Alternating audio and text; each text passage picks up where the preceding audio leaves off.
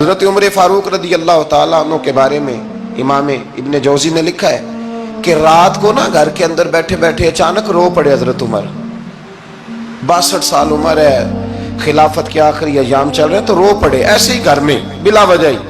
آپ کی اہلیہ نے, زوجہ نے بیٹے کو اٹھایا, فرمایا پتہ کرو تمہارے باپ کو کیا مسئلہ ہے, کہیں کوئی تکلیف تو نہیں, درد تو نہیں, صاحبزادے آئے. ابا جی کیا بات ہے؟ فرمایا اماں کو بلاؤ.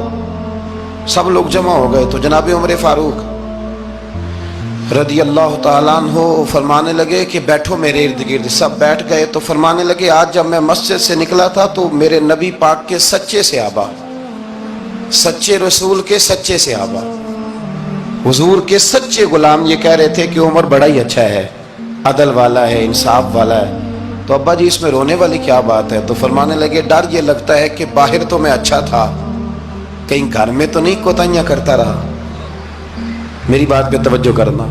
کہیں گھر میں آپ باتیں سن لیں تو شاید جتنی میں کرتا ہوں دوسرا کاری کوئی نہ سکے, لیکن جب عمل کے راستے پہ ہم نکلتے ہیں تو وہ مسدود ہے, وہ بند ہے. عمل کس نے کرنا ہے؟ آپ کوئی آیت پڑھیں تو یہاں غلطی نکالنے والے 20 لوگ مل جائیں گے, 20 لوگ, لیکن اس آیت پہ عمل کرنے والے کتنے ملیں گے؟ تو حضرت عمر فاروق رو رہے تھے, کہنے لگے کہیں تمہارے حقوق تو نہیں پامال کرتا رہا. تو آپ کی اہلیہ نے جب سنا تو وہ کہنے لگی عمر مجھے تو بڑا پرانا شکوہ ہے, آپ کا جاہ و جلال اتنا تھا میں بات نہیں کر سکی. عمر تم نے سارا دن مسجد میں گزار دیا اور ساری رات نقاب اوڑھ کے مدینے کی گلیوں میں گزار دی, میں تو زندگی کی کوئی خوشی دیکھ ہی نہیں سکی. چاہ تو میرے اندر بھی تھے نا کہ میرا شوہر کچھ گھڑیاں بیٹھتا, کہیں مجھے لے کے جاتا, تو میں تو کچھ نہیں دیکھا, مجھے بڑا شکوہ ہے. تو حضرت عمر کہنے لگے چل اللہ کی رضا کے لیے معاف کر دے. بھئی معافی بیوی سے نہیں مانگی جا رہی, معافی اپنی غلطی کی مانگی جا رہی. یہ سمجھ لیں, بیوی کے لیے تو خامد کا بہت بڑا مقام ہے نا, لیکن یہاں غلطی کس بات کی ہے؟ اپنی کمزوری پر غلطی کا اعتراف کر کے معذرت کا سوال کیا جا رہا ہے. تو حضرت عمر کہنے لگے معاف کر دے. تو اہلیہ کہنے لگی میں نہیں معاف کرتی, میری شرط پوری کریں. فرمایا وہ کیا؟ فرمانے لگی قیامت میں جب اللہ آپ کے لیے جنت کا حکم دے گا تو آپ میری سفارش کریں گے اللہ کی بارگاہ میں؟ سفارش کریں گے کہ یا اللہ مجھے کپڑے دھو کے دیتی تھی, میری عزت کی حفاظت کرتی تھی, میرے بستر کو پاک رکھتی تھی, کہیں گے؟ تو حضرت عمر فرمانے لگے تیرے ساتھ وعدہ رہا, رب نے اگر عمر کو اپنے فضل, اپنے کرم اور اپنے محبوب کے صدقے جنت دی تو عمر تیرے بغیر جنت میں نہیں جائے گا. عمل کا رستہ, عمل کا رستہ. دیکھیں نا, 2 دفعہ استاد بات کرتا ہے, 2 دفعہ, اور کوئی زیادہ, ایک تو ہے نا کہ ایم اے اور جناب ایم ایڈ اور ایم فل اور پھر پی ایچ ڈی قسم کا استاد. ایک وہ جو matric P T C teacher ہے نا, وہ 2 دفعہ اسٹوڈنٹ کو کام کہے تو تیسری دفعہ وہ ناراض ہو جاتا ہے, کہتا ہے میں 2 دفعہ کہا ہے. بچے کو آپ 2 دفعہ کہتے ہیں اور اگر تیسری دفعہ کہنا پڑے تو غصہ آتا ہے نہیں آتا؟ بھئی تو نے اتنی دفعہ کہا, تو سمجھ نہیں رہا بات کو. اور اگر اللہ کریم قرآن مجید میں سینکڑوں دفعہ کہے نماز پڑھو, سینکڑوں دفعہ, اور یہ بہانے کر رہا ہے, یہ بھی پروگرام بنا رہا ہے, پھر کہتا ہے میں بے چین رہتا ہوں, میں بے قرار رہتا ہوں. عمل کا رستہ اس کو اختیار کریں, آپ سکون میں رہیں گے. بد عمل آدمی اور بے عمل آدمی یہ ہمیشہ پریشان رہتے ہیں, ہمیشہ. عمل کریں, توبہ کریں تو پھر بدل جائیں, پھر تبدیلی آئے. اور یہ کوئی مشکل کام نہیں, جو بدلنے والے تھے وہ بدل گئے. بڑا کچھ کرتے تھے پر پھر وہ لوگ بدل گئے. حضرت فضالہ رضی اللہ تعالیٰ عنہ کہتے ہیں کہ میں بڑا دلدادہ تھا عورتوں کا, اور میرا ماحول یہ تھا کہ میں قتل بھی کر لیتا تھا معاذ اللہ, چوری بھی کر لیتا تھا, اور رات میری طبیعت تھی معاذ اللہ نئی سے نئی عورت کے پاس جانا. کہتے ہیں ابو جہل نے اعلان کیا کہ جو نبی پاک علیہ السلام کا سر اقدس معاذ اللہ کاٹ کے لائے گا, نقل کفر, کفر نہ باشد, 100 سرخ اونٹ انعام ملے گا. تو میں نے ارادہ کر لیا کہ میں بہت سارا انعام حاصل کروں گا. قرآن مجید میں نا اللہ فرماتا ہے کہ بہت سارے لوگ ایسے ہیں جنہیں اگر میں رزق میں کشادگی دے دوں, زیادہ پیسے دے دوں, فرمایا باغی ہو جائیں, وہ سرکش ہو جائیں.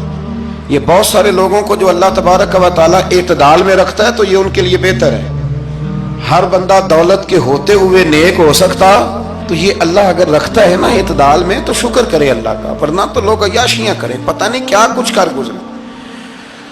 تو حضرت فضالہ کہتے ہیں کہ میں نے خنجر تیار کیا اور میں نے بغل میں اس کو چھپایا، اوپر میں نے چادر اوڑھ لی۔ اب مجھے پتا تھا ظہر کی نماز کے بعد نبی پاک صلی اللہ علیہ وسلم طواف کعبہ کے لیے، بیت اللہ شریف کے طواف کے لیے جاتے ہیں۔ کہتے میں بھی اس طرف بڑھا، رستے میں نا وہ خاتون جس کے گھر میں نے رات آنا تھا، میں نے دروازے پہ دستک دی، میں نے کہا کہ تیار رہنا، تیار رہنا، آج میں بڑے پیسے لے کے آؤں گا۔ اسے میں نے یہ کہا اور پھر میں چلا گیا بیت اللہ شریف کا طواف کرنے۔ کہتے ہیں اللہ کے محبوب بھی طواف کر رہے تھے تو میں نے بھی طواف شروع کر دیا۔ ارادہ یہ تھا کہ جہاں نبی پاک علیہ السلام میرے قریب سے گزریں گے تو موقع پا کر میں حضور کے جسم اقدس پر خنجر کھونپ دوں گا اور معاذ اللہ شہید کر دوں گا۔ کہتے ہیں حضور ایک دفعہ بھی میرے پاس سے گزرے تو میں ہمت نہ کر سکا، دوسری دفعہ بھی پاس سے گزرے تو میں ہمت نہ کر سکا، تیسری دفعہ بھی گزرے تو میں ہمت، نبی کریم صلی اللہ علیہ وسلم 2-3 دفعہ گزرے تو فرماتے ہیں کہ مجھے موقع نہ ملا، اس لیے کہ حضور فرماتے ہیں اللہ نے روب کے ساتھ میری مدد فرمائی، دشمن پر میرا روب طاری ہو جاتا ہے۔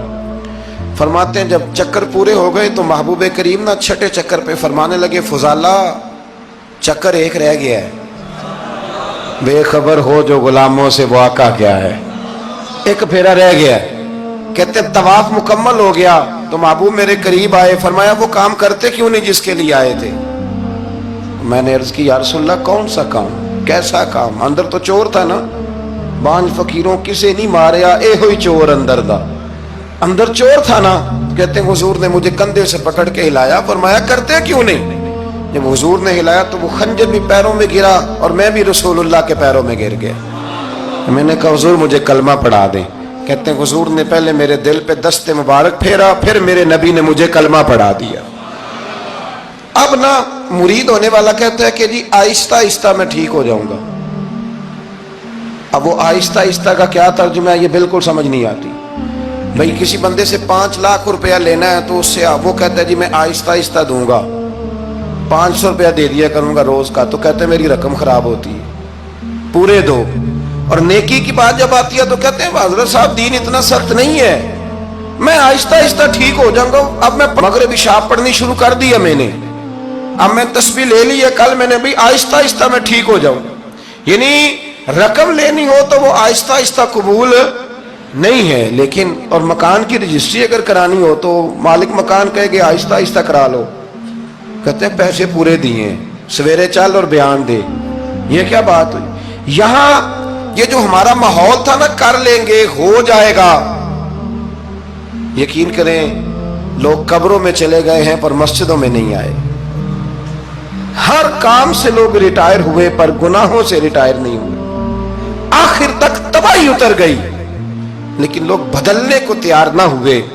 حضرت فضالہ کہتے ہیں ابھی میں نے کلمہ پڑھا، ابھی میں واپس آیا، رستے میں وہ بی بی کھڑی تھی، کہتے ہیں میں وہ شخص تھا کہ عورتیں مرتی تھی میرے اوپر اور کسی کی جرت تھی کہ وہ آئیں بائیں شائیں کرے، لیکن فرماتے ہیں میں بی بی کے پاس سے گزر گیا، پہلے تو اس کا خیال تھا رکے گا، لیکن جب میں رکا نہ تو دروازے پہ آئی، اور جب میں گزر گیا تو اس نے آواز دی، لیکن میں نے سنی انسنی کر دی، جب آگے بڑھا تو میرے پیچھے دوڑی۔ فرماتے ہیں مجھے پکڑ کے کہنے لگی فضالہ تجھے کیا ہوا، تو وہی نہیں جو یہاں سے گیا تھا؟ آپ فرماتے ہیں میں کبھی نہیں رویا تھا، میں کبھی نہیں رویا تھا، اور جب کہا نا تو وہی نہیں، کہتے میں نے سر اٹھایا تو میری آنکھوں میں آنسو تھے، میں نے کہا میں جو گیا تھا وہ نہیں ہوں، اب تو میں محمد عربی کا غلام بن گیا، اب میں وہ نہیں ہوں، اب نہیں ہو سکتا کہ کوئی میری نظر میلی ہو جائے، یہ کیسے ممکن ہے؟ اب نا اسلام کی تعریف ہم نے یہ کی ہے کہ خبردار کوئی ہمارے قریب نہ آئے، ہم کسی کو بات نہیں کرنے دیتے کہ ہم مسلمان ہیں، ہم بات نہیں کرنے دیتے۔ پتہ کیا بات ہے، ایک میری یہ تقریر ہوتی ہے ممبر پہ اور ایک میرا عمل ہوتا ہے جب میں سفر کرتا ہوں، جب میں گاڑی میں بیٹھتا ہوں، جب میں دوستوں سے ملتا ہوں، جب ان دونوں باتوں میں تضاد آتا ہے نا، تضاد، تو لوگ تقریر کو جذبات نہیں کہتے، ایک فن بن جاتی ہے تقریر۔ آپ کو پتہ ہے نا واعظین نعت خواں کہتے ہیں میں نے محفل لوٹ لی، پھر لوگ شمار کرتے ہیں کتنے لوگوں نے سبحان اللہ کہی، پھر لوگ شمار کرتے ہیں کہ آج 5 بندے روئے بھی تھے جب میں تقریر کر رہا تھا۔ تو پھر یہ فن ہے، یہ جذبات کا اظہار۔ سمجھ لیں بات کو کہ عمل جب آپ نہیں نہ کرتے عمل، تو آپ خود بڑے بے چین رہتے ہیں کہ یار یہ میں کیا کر رہا ہوں، یہ کون سا گورکھ دھندا ہے کہ میرا عمل صفر ہوتا جا رہا ہے۔ ہمارے ایک استاد تھے تو وہ فرمایا کرتے تھے کہ اگر پڑھے لکھے آدمی کو تم بے عمل دیکھو تو اس سے دور ہٹ جایا کرو، ورنہ تمہیں بھی بے عمل کر دے گا۔ میں نے ان سے عرض کی، میں نے کہا حضور یہ کیا ہے؟ تو فرمانے لگے اپنے حضرت صاحب سے پوچھنا، وضاحت کریں گے۔ میں نے حضرت صاحب سے کہا جی عجیب بات کر دی ہے، علم والے بندے کے پاس بیٹھ کے تو علم آتا ہے۔ تو وہ فرما رہے تھے کہ علم والے بندے کے پاس اگر وہ بے عمل ہو تو بالکل نہ بیٹھنا۔ تو حضرت صاحب فرمانے لگے انہوں نے صحیح کہا ہے۔ اب بات بہت بڑی ہے، پتہ نہیں آپ کی سمجھ میں آتی ہے نہیں آتی، بہرحال کر دیتا ہوں۔ پڑھا لکھا بندہ اگر بے عمل ہو تو اس کے پاس، تو میں نے کہا حضور کیوں؟ فرمانے لگے اس لیے کہ وہ اپنی بے عملی پر بھی